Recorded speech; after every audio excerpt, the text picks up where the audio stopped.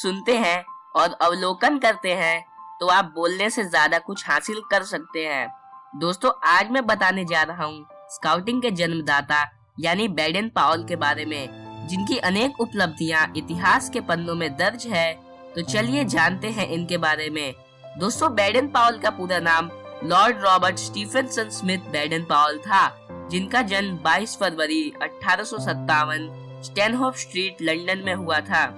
Robert के पिता का नाम बैडन पावल था। वे चर्च ऑफ स्ट्रीट के पुजारी थे, साथ ही साथ वे एक प्रोफेसर भी थे। उनकी माता का नाम हेनरिएटा ग्रेस स्मिथ था। रॉबर्ट के पिता की मृत्यु उनके बचपन में ही हो गई थी। रॉबर्ट को बचपन से ही बाहरी भ्रमण का शौक था। वे कैंपिंग, साहसिक कार्यों में रुचि लेते थे।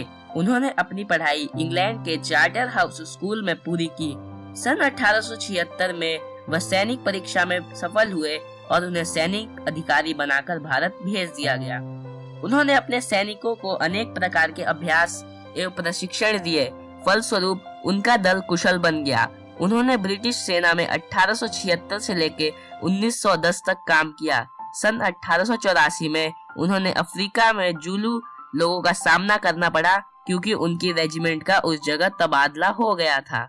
सन 1893 में अफ्रीका के असांट प्रदेश में ब्रिटिश सरकार ने इन्हें युद्ध संचालन हेतु भेजा। इसके बाद वह दक्षिण अफ्रीका से 1903 में अपने देश लौट आए।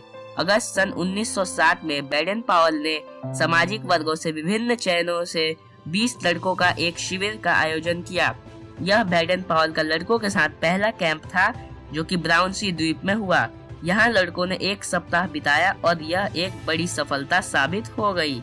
उन्होंने एक किताब स्काउटिंग पर लिखी, जिसका नाम स्काउटिंग फॉर बॉयज था, और इसकी करीब 150 मिलियन कॉपियां बेची गई। और देखते ही देखते यह किताब 20वीं सदी की चौथी सबसे ज्यादा बिकने वाली किताब बन गई। धीरे धीरे यह पद्धति बालकों को अच्छी लगने लगी और शीघ्र ही स्काउटिंग के अभ्यास के लिए बालकों की संख्या बढ़ती गई। सन 1909 में राष्ट्रीय स्काउट की पहली रैली शुरू हुई, जिसमें कुल 11,000 बच्चों ने भाग लिया। इसी तरह स्काउटिंग का जन्म हुआ। जनवरी 1912 में बैडन पावल ने न्यूयॉर्क के लिए स्काउटिंग वर्ल्ड टूर के लिए प्रस्थान किया। वहां वे ओलेव सेंट क्लेयर सोम्स से मिले। वे उन दिनों में आपस घुल मिल गए और इसके बाद सेंट पीटर्स चर्च में 30 अक्टूबर 1912 को उन्होंने शादी कर ली। शादी के पश्चात बैडन पावल लगातार अपने सिर के दर्द और अन्य बीमारियों का सामना करते रहे, जिनके बाद उनकी मृत्यु केन्या में हो गई। उन्हें सेंट पीटर्स सिमेट्री नेरी केन्या में 1940 में दफनाया गया। इसके बाद बड़ी बड़ी उपलब्धियां उनके नाम लिखी गई। उन्हें अपने जीवन काल में 15 बड़े अवार्ड से सम्मानित किया गया था। बैडन पावल एक उम्दा इलिस्ट्रेटर और आर्टिस्ट थे। वे अक्सर कई दर्शनीय चित्र बनाते थे। दोस्तों, बात करते हैं भारत में स्काउटिंग की, तो सन 1909 में भारत में स्काउटिंग दलों की स्थापना हुई थी। सर्वप्रथम प्रशिक्षण केवल यूरोपियन एवं एंग्लो इंडियन बालकों के लिए थी, पर 1913 में भारतीय बालकों के दल की भी स्थापना होने लगी। डॉक्टर एनी बिसेंट और डॉक्टर जीएस अरुडेल के प्रयत्नों से इंडियन बॉयज स्काउट एसोसिएशन की स्थापना हुई।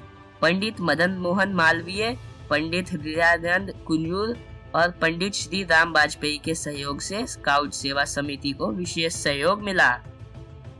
स्वतंत्रता के बाद 7 नवंबर 1950 को भारत स्काउट गाइड नाम एसोसिएशन बनी एवं राष्ट्र की समस्त स्काउट एसोसिएशन इसी से मिल गई। अब यह अंतर्राष्ट्रीय एसोसिएशन से संबंधित है। इसकी संस्था के मुख्य संरक्षण भारत के राष्ट्रपति हैं।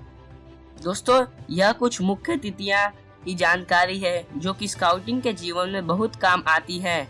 आज भी विश्व भर से करोड़ों नौजवान स्काउटिंग से जुड़ते हैं और कुछ नया सीखते हैं। इसमें शिविर कला शामिल है, जो स्काउटिंग की मुख्य क्रिया है। राष्ट्रीय और अंतर्राष्ट्रीय स्तर पर होने वाले शिविरों को जम्बूरी कहते हैं। स्काउट एसोसिएशन विश्व भर में 20 से भी ज्यादा जम्बूरियां कर चुका है।